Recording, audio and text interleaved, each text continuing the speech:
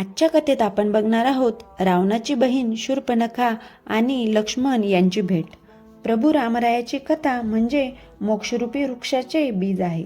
रामकथा म्हणजे संसाररूपी नदीतून पार करणारी नौका आहे. अज्ञानरूपी अंधाराचा नाश करणारा तो एक दीप आहे. आपले मनोरथ पूर्ण करणारी ती कल्पकता आहे. रामकथा म्हणजे आनंदाची नदी, पुण्याची खाण, मोक्षाची जननी आणि आपली पापे नाहीशी करणारी पवित्र गंगा नदीच आहे. अशा रामकथेचा पुढील भाग पाहूया. राम, लक्ष्मण आणि सीता गोदावरी काठी पंचवटीत आश्रम बांधून राहू लागले. त्या काळातला हा कथाभाग आहे. लक्ष्मण रानावनांत फळे आणायला जात असे. त्या भागात वेळूचे एक प्रचंड बेट होते. त्या बेटात शूर्पणखेचा मुलगा म्हणजे रावणाचा भाचा 160,000 वर्षांपासून शंकराची आराधना करीत बसला होता. त्याला शंकर प्रसन्न होऊन त्याच्याकडे शंकरांनी काळखड्ग नावाचे अस्त्र टाकले. भर दुपारी ते काळखड आकाशातून उतरू लागले. तेव्हा त्या शस्त्रदेवतेच्या मनात आले, मी ह्या असुराच्या हातात जाण्यापेक्षा तपस्वी पुरुषालाच शरण गेलेले बरे. असे म्हणून ते काळखड्ग सरळ लक्ष्मणाच्या हातात येऊन पडले. ते अतिशय धारदार शस्त्र पाहून लक्ष्मणाला त्या शस्त्राची धार पाहण्याची तीव्र इच्छा झाली. त्याने त्या शस्त्राने वेळूच्या बनावर सपासप वार करण्यास सुरुवात केली. तेव्हा या 100वर पण वार होऊन तो मृत्यू पावला. रक्ताचे पाट वाहू लागले. लक्ष्मणाला हे पाहून अत्यंत वाईट वाटले. त्याला वाटले, माझ्या हातून कुणातरी महान तप करणाऱ्या ऋषींचा घात झाला.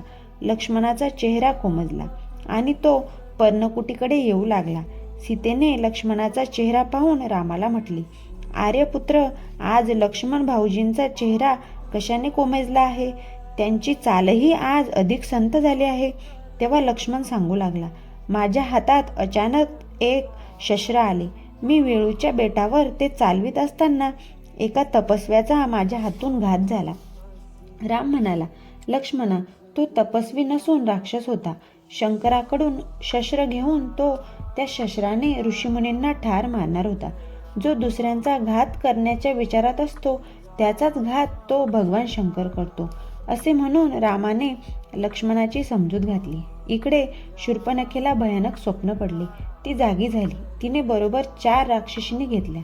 आपला मुलगा जिथे बसला होता तिथे आली. तेथील भयानक दृश्य पाहून ती अतिशय रागावली. ह्याला ठार कुणी मारले ह्याचा ती शोध घेऊ लागली. तिला मानवी पाऊलखुणा दिसल्या.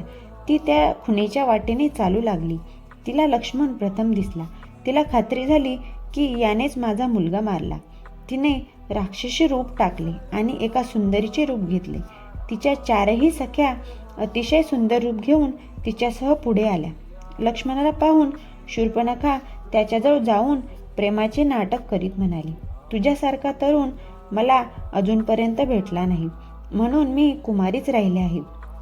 आणि तिने लक्ष्मणाजवळ एकदम लग्नाचाच प्रस्ताव मांडला. लक्ष्मण तिला म्हणाला, समोरच्या पर्णकुटीत माझे भाऊ भावजय राहतात. त्यांच्या परवानगीशिवाय मी तुझ्याशी लग्न करणार नाही. शूर्पणखा रामाकडे निघाली. वाटेत तिने आपल्या सख्यांना म्हटले, उद्या या तिघांना आपण खाऊन टाकूया. शूर्पणखा रामाकडे आली आणि सीतेशी गोडगोड बोलू लागली. सीतेला वाटले, आपल्याला ही जाऊबाई चांगली आहे. ती सीतेला सांगू लागली, मला भाऊजींकडून परवानगी मिळवून दे. त्याच्याशी लग्न करून मी त्यांना सुख देईन. प्रभू रामाने तिच्या डोळ्यात पाहिले. तिला डोळ्यांच्या बाहुल्या उलट्या दिसल्या. तिच्या मनाची स्थिती प्रभू रामचंद्रांनी ओळखली. प्रभू रामचंद्र म्हणाले, तुला लग्नाचे आज्ञापत्र लिहून देतो. तुझ्या पाठीवर लिहिण्याशिवाय दुसरीकडे कुठे लिहिणार? रामाने तिच्या पाठीवर लिहिले आणि सांगितले, लवकर लक्ष्मणाकडे जा, उशीर करू नकोस. शूर्पणखा धावत पळत लक्ष्मणाकडे आली आणि भाऊजींनी परवानगी दिली म्हणून अतिशय हर्षित होऊन त्यांच्या अंगाशी झोंबू लागली. तेव्हा लक्ष्मण विचारू लागला, त्याने परवानगी दिली हे मी कशावरून खरे मानू?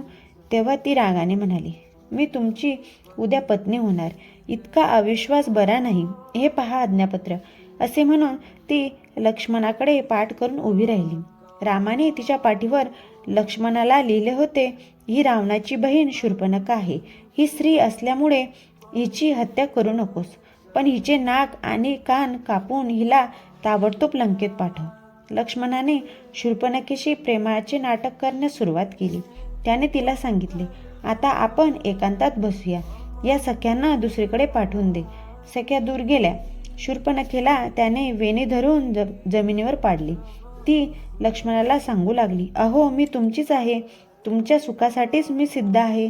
तेव्हा लक्ष्मणाने तिचे नाक कान एका क्षणात कापले. तेव्हा तिने ओरडत ओरडत भयंकर राक्षसीनेचे रूप धारण केले. नाकापासून रक्ताचे पाट वाहू लागले. ती सगळ्या राक्षसांना हाका मारू लागली. पळत सुटली. तिला सर्वत्र लक्ष्मणच दिसत होता. कुठे पाहावे ते सुचत नव्हते. पाचही जणी आरडाओरड करत धावत सुटल्या. ते ऐकून त्रिशीर, खर, दुष्यंत हे राक्षस सैन्य घेऊन धावले. वाटेत रक्ताने माखलेली शूर्पणखा त्यांनी बघितली. पर्वताला सेंदूर फासला आहे की काय अशी ती शूर्पणखा. त्या राक्षसांना पाहताच ती म्हणाली, राक्षसांचा नाश होण्याची वेळ आली आहे. चला, मी तुम्हाला पंचवटीत राम, लक्ष्मण, सीता दाखवते. त्या लक्ष्मणाच्या नरडीचा घोट घेतल्याशिवाय मला चैन पडणार नाही. शूर्पणखेने निवडक 14 राक्षसवीरांना बरोबर घेतले. त्या सैन्याला मार्ग दाखवण्यासाठी नाक कापलेली मूर्तिमंत अपशकुनी शूर्पणखा पुढे. राम लक्ष्मणाच्या रक्तामांसांची मेजवानी मिळणार ह्या विचाराने आनंदित होऊन सर्व राक्षस सैन्य रामावर धावून आले. पर्वत दरीमधून अचानक सिंह यावा तसा राम धनुष्यावर बाण सज्ज करून तयार झाला. त्याने सूर्यमुखी बाण सोडला आणि त्या बाणाने 14 राक्षसांची डोकी उडवली. शूर्पणखेने 14 राक्षसांचे रामचरणी बळी दिले. लक्ष्मणाने शूर्पणखेला मारण्यासाठी धनुष्याला बाण लावला. तेव्हा लक्ष्मणाला रामाने सांगितले, हिला मारू नकोस. ही अशीच लंकेत जाईल. ही हकीकत सांगून आणखीन राक्षस इथे आणील. तेच आपल्याला हवे आहे. मग खर, दुष्यंत, त्रिशीर हे राक्षस 14 सहस्र सैन्य घेऊन राम लक्ष्मणांवर धावून आले. राम लक्ष्मणांनी त्या सर्वांना ठार मारून राक्षस कुळाला घाबरवून सोडले. शूर्पणखा थेट लंकेत रावणाकडे धावली. रावणाला सगळे सांगू लागले. शूर्पणखेचे नाक कापले. रावणाने तिला बोलावले. सर्व हकीकत विचारली. तिने सांगितले, पंचवटीत राम, लक्ष्मण आले आहेत. त्यांनीच माझी अशी अवस्था केली. खर, दुष्यंत, त्रिशीर यांच्यासह कित्येक सहस्र राक्षसांना ठार मारले. तू त्यांचा सूड घे. सीता ही अत्यंत रूपवान आहे. तू स्वयंवराच्या वेळी ती हातची घालवलीस, तर आता काहीतरी कर. रावणाने तिचे सांत्वन केले. मनात त्याने निश्चय केला, मारीच मामाला हरणाचे रूप घेऊन पंचवटीत पाठवितो. हरिण मारण्यासाठी राम लक्ष्मणाच्या मागे धावेल आणि मग मी सीतेला लंकेत पळवून आणीन. अशा प्रकारे रामाचा नाश कसा करावा ह्या विचारात रावण मग्न झाला. अशाच प्रकारच्या नवीन कथा जर तुम्हाला हव्या असतील तर व्हिडिओला लाईक करा आणि चॅनलला सबस्क्राईब करा. धन्यवाद.